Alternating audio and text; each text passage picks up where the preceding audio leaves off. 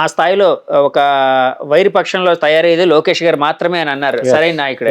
So Pawan Kalyan గారి పరిస్థితి మరి అప్పుడు ఎలా ఉండబోతుంది ఒకవేళ లోకేష్ గారు, ఎందుకంటే లోకేష్ గారు సీఎం కావాలని వాళ్ళ శ్రేణులు భావిస్తున్నాయి, అలాగే పవన్ గారు సీఎం కావాలని వాళ్ళ శ్రేణులు భావిస్తున్నాయి. రెండు ఇప్పుడు మిత్రపక్షాలు. రేపు పొద్దున్న వీళ్ళిద్దరిలో ఎవరు ముందయ్యే అవకాశం ఉంది, వీళ్ళిద్దరి పరిస్థితి ఎలా ఉండబోతుంది అన్నది నాకు. దీనికి సీనియారిటీ అనేటటువంటిది ప్రాతిపదికగా తీసుకోవాలా. చంద్రబాబు నాయుడు గారికే దిక్కులేదు మొన్నటిదాకా, పవన్ కళ్యాణ్ వచ్చి సపోర్ట్ చేసేదాకా, ఇక కొడుకు ఎక్కడ ఇస్తారు? నెక్స్ట్ ఛాన్స్ అనేటటువంటిది ఆయన జగన్ గారికి ఓట్లు వేయకుండా ఉంటే పవన్ కళ్యాణ్కే ఛాన్స్. ఆ తర్వాత ఆ సీనియారిటీని బట్టి వస్తుంది. అప్పుడు కూడా టైప్ చేసుకుంటారు వాళ్ళు. ఎందుకంటే Jagan is not a simple man. Jagan అంటే ఒక భయం, జగన్మోహన్ రెడ్డి అంటే ఒక సంచలనం.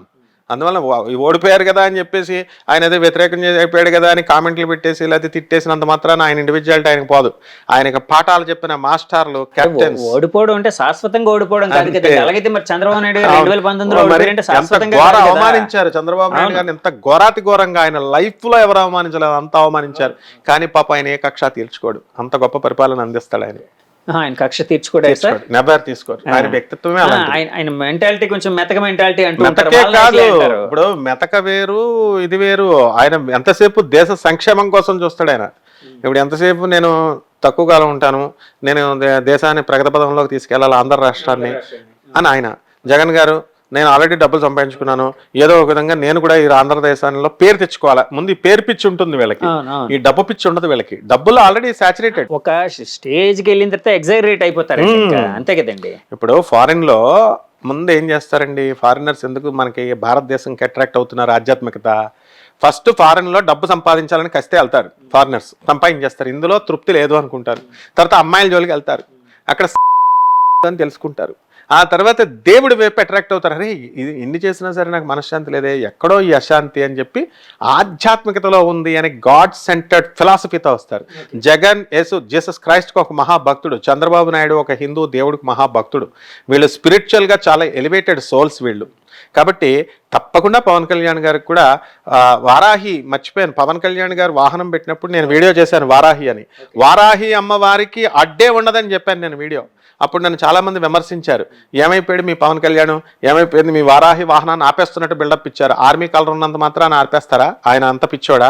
లీగల్ కన్సల్టెంట్స్ ఉండరా? పవన్ కళ్యాణ్ గారిని నిజంగా ఒక తెలివైన వ్యక్తిగా చూడాలేమో అండి.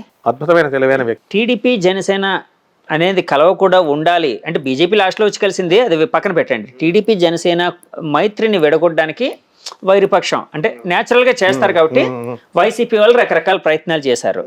ఒంటరిగా రండి, మీరు ఒంటరిగా రండి, మగాడైతే ఒంటరిగా రండి అంటే రెచ్చగొట్టడానికి ట్రై చేశారు. అయినా కూడా సరే అది కుదరలేదు. ఇద్దరు మైత్రి బంధం తర్వాత వాళ్ళ మనుషులు లేకపోతే కాపు నాయకుల ద్వారా పవన్ కళ్యాణ్ 80 సీట్లు తీసుకోవాలి, సగం అడగాలి. అసలు 185లోని 175లో సగం, కనీసం 80 నుంచి 90 అడగాలి అన్నారు. అది కుదరలేదు. కనీసం 60 అడగాలన్నారు. అంటే ఇలా రెచ్చగొట్టడానికి చేసి 21కి కన్ఫైన్ అయ్యేటట్టు ఆయన ఒక మాట మీద నిలబడ్డాడు. 21కి కన్ఫైన్ అయ్యాడు, గెలిచాడు. ఆయన ఒక మాట అన్నాడు. 21కి కన్ఫైన్ అయినప్పుడు వాళ్ళ నాయకులందరూ చాలా బాధపడ్డారు. మా నాయకుడు ఏంటి ఫస్ట్ 24 అన్నాడా, 3 కూడా ఇచ్చాడు మళ్ళీ నేను. ఆయన ఒక మాట అన్నాడు అప్పుడు, ఈ 21 ఏవైతే మనం గెలిచేటట్టు చేసుకోగలిగితే మనం విజయం సాధించినట్టే అని. ఈరోజు 21 గెలవగలిగారు అంటే నేను అందుకే తెలివైన వ్యక్తి అంటే దీనికి అతని చదువు, దాంతోపాటు జాతక బలం ఇలాంటివి కూడా తోడయ్యాయి. డెఫినెట్ గా కన్యాలగ్నం వాళ్ళు, కన్యా రాశి వాళ్ళు చాలా తెలివైన వాళ్ళు ఉంటారు. స్థిరత్వం తక్కువ, బుద్ధి బలం ఎక్కువ అంటారు. ఇప్పుడు కాపు నాయకులు అంతే. ఇప్పుడు చిరంజీవి గారిని పార్టీ పెట్టేదాకా పార్టీ పెట్టండి అని రచ్చగొట్టారు. పార్టీ పెట్టిన తర్వాత ఓట్లు వేయరు, పరిపూర్ణంగా వేసి గెలిపించవచ్చు కదా. గెలిపించకుండా వీళ్ళు విలీనం చేసినప్పుడు మిర్యాల వెంకట్రావు గారికి, ఆనాటి కాపు నాయకుడు మిర్యాల వెంకట్రావు గారి నుంచి తణుకులో ఆకుల బుల్లబ్బాయి గారు, అంటే ఇసుక సామ్రాజ్యం సారా సాంప్రదాయ ఈ మొత్తం అంతా చేసిన వాళ్ళంతా ఆకుల బుల్లబ్బాయి గారు, మేము తాతయ్య అని తిరిగేవాళ్ళం. మా తాతగారు ముల్లపూడి హరిశ్చంద్ర ప్రసాద్ గారు, వీళ్ళంతా కూడా మేము తణుకంతా మాదే. కాబట్టి వాళ్ళు నేను గమనించాను ఏంటంటే ఇక్కడ రెచ్చగొడతారు. రెచ్చగొట్టిన తర్వాత ఆయన వెళ్ళి ఆయన ఏదో సమీకరణలు చేసుకున్నాడు, ఆయన ఏదో కాంగ్రెస్ పార్టీలో విలీనం చేసుకుంటే కాపులు పరువు తీసేశారు, మీరు కాపులు పార్టీని కలిపేసి అని చెప్పి మళ్ళీ ఆయన్నే అన్నారు. అలాగే పవన్ కళ్యాణ్ గారి జోలికి వచ్చారు, రెచ్చగొట్టి 80 సీట్లు అడుగు 60 సీట్లు అడుగు అని ఇట్లా మీరు చెప్తున్నారు కాబట్టి దానికి ఆయన ఏం రెచ్చిపోడు. ఆ ముద్రగడ పద్మనాభం గారు అమ్మాయి హుక్కుంపేటలో రవికుమార్ అని ఉన్నాడు, అంకుల్ అని మేము తిరిగేవాళ్ళం.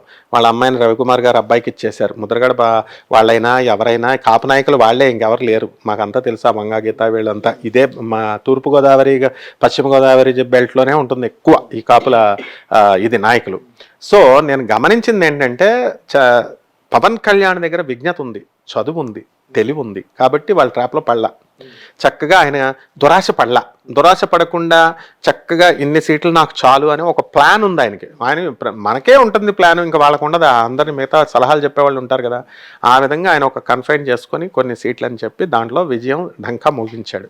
కాబట్టి ఆ విధంగా కనుక అడుగులు జాగ్రత్తగా కనుక Pawan Kalyan step by step వెళితే తప్పకుండా ఆయన సీఎం అవడానికి అవకాశాలు ఉంటాయి. ఫారినర్ అయినా ఆ అమ్మాయి ఈరోజు ఎంత ఆనందపడింది, వాళ్ళ భార్య కాబట్టి ఇక్కడ ఫారినర్ గేరినర్ ఏమి ఉండదు. సోనియా గాంధీ ఉంది, ఫారినరే. ఇప్పుడు రాహుల్ గాంధీని ప్రధానమంత్రి కాలేరు అన్నారు, పికప్ అయిపోయిందిగా. భారతీయ సమాజంలో కలిసిపోయారు కదండి, భారతీయులే వాళ్ళందరూ. That's all. వీళ్ళు డిఫరెన్షియేషన్ చేయడానికి చూస్తారు. సార్ ఇంకోటి, మీరు ఇందాక జూనియర్ ఎన్టీఆర్ గారి కోసం ఒక మాట చెప్తూ అన్నారు కదండి, జూనియర్ ఎన్టీఆర్ గారి జాతకాన్ని మీరు ఏమైనా పరిశీలించడం జరిగిందా అండి? ఎలా ఉండబోతుందండి? బాగుంటుంది ఆయనకేంటి, కాదు రాజకీయంగా ఏంటి? రాజకీయంగా ఇంకా చాలా టైం ఉంది. ఎందుకంటే ఒక చిరంజీవి గారు ఒక పవన్ కళ్యాణ్ గారిని తీసుకున్నప్పుడు ఒక ఏజ్, ఒక మెచ్యూరిటీకి వచ్చిన తర్వాత తీసుకున్నారు. లేకపోతే కుర్ర కుంక అంటారు, చిన్న ఏజ్లో వచ్చేస్తే ఏం సక్సెస్ రాదు. కాబట్టి ఆయనకి ఒక ఐడియా ఉంది. అప్పటికి ఈ యొక్క పవన్ కళ్యాణ్ హవా నడుస్తుంది. ఇప్పుడు ఈ చంద్రబాబు నాయుడు గారు హవా నడుస్తున్నట్టే జరుగుద్ది. ఆ తర్వాత పవన్ కళ్యాణ్ గారు కూడా పెద్ద ఆయన అయిన తర్వాత అప్పుడు ఆయన ఎంట్రీ ఇస్తాడు. అప్పుడు లోకేష్ గారు ఉంటారు, జగన్ గారు ఉంటారు, పవన్ కళ్యాణ్ గారు ఉంటారు. ఆయన సపరేట్గా ఒక పార్టీ పెట్టుకుంటాడు ఆయన. అంతేగాని ఈ తెలుగుదేశంలో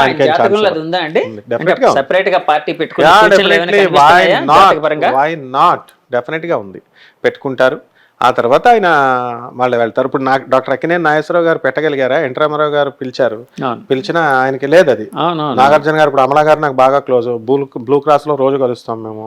అక్కడ మా కుమారి అని ఉంటుంది, అప్పుడు ఎన్నో సంవత్సరాలుగా మేము చూస్తూ ఉంటాం ఆవిడ స్ట్రాటజీ, నాగార్జున గారి స్ట్రాటజీ. అంతసేపు కళాత్మకంగా సాహిత్యంగా ఎదగాల, వాళ్ళదంతా ఆ ప్లానెట్స్ అంతా శుక్రుడే. ఇక్కడ వీళ్ళకి లేదు, ఎన్టీఆర్ వంశంలో ఉంది. కాబట్టి గెలుస్తూ ఉంటారు, ఓటములు ఓడిపోతూ ఉంటారు. ఆయన అభిమానులు ఆయనకుంటారు, తెలుగుదేశం శ్రేణుల్లో లోకేష్ ఆయన అభిమానులు ఆయనకుంటారు, పవన్ కళ్యాణ్ అభిమానులు ఈయనకుంటారు, ఎవరి అభిమానులు వాళ్ళకుంటారు. త్రిముఖ పోటీలో ఇలా జరుగుతూనే ఉంటుంది. This is a continuous. ఒకవేళ త్రిముఖ పోటీ జరగకుండా ఎవరికి వారు పోటీ చేస్తుంటే జగన్ గారు పక్కకు గెలిచేవారు కదండి. 100% గెలిచేవారు. అంటే ఏమవుతుందంటే ఇక్కడ ఈ ప్రజలలో జగన్ గారు కూడా తెలుసుకోవాలి. ఇప్పుడు ఎలా అంటే పాపం ఆయన ఒకవైపు పెట్టుకున్నాడు, ఆయన ఇది ప్రజాపాలన, డిస్ట్రిబ్యూషన్ ఆఫ్ మనీ. అసలు ఈ వెల్ఫేర్ యాక్టివిటీస్ అని బ్యాన్ చేసి పడేయాలి. ఇప్పుడు ఏ పార్టీ ఆయన 3,000 ఇస్తారంటే ఈయన 4,000 అంటున్నాడు, బస్సు ఫ్రీ అంటే ఈయన బస్సు ఫ్రీ అంటున్నాడు. దాని వల్ల ఏం ఉపయోగం? కర్ణాటక గవర్నమెంట్ చేసిందని అంటే ఏవో మిఠాయిల్లాగా చాక్లెట్లలాగా పంచాలని అనుకుంటారనమాట. ఈ వెల్ఫేర్ యాక్టివిటీస్ వల్ల దేశము అభివృద్ధి. ఇప్పుడు ఆపరేషన్ లేకుండానే మోకాళ్లకు ప్లాస్మా ట్రీట్మెంట్, మీ ఆర్థోపెడిక్ సమస్యలన్నిటికీ రోబోటిక్ టెక్నాలజీ ద్వారా తక్కువ ఖర్చుతో శాశ్వత పరిష్కారం, ఫ్రీ కన్సల్టేషన్, ప్రతి ట్రీట్మెంట్ పై 20% డిస్కౌంట్. ఈ ఆఫర్ కొద్ది రోజులు మాత్రమే, త్వరపడండి. V9 hospitals 9281465842.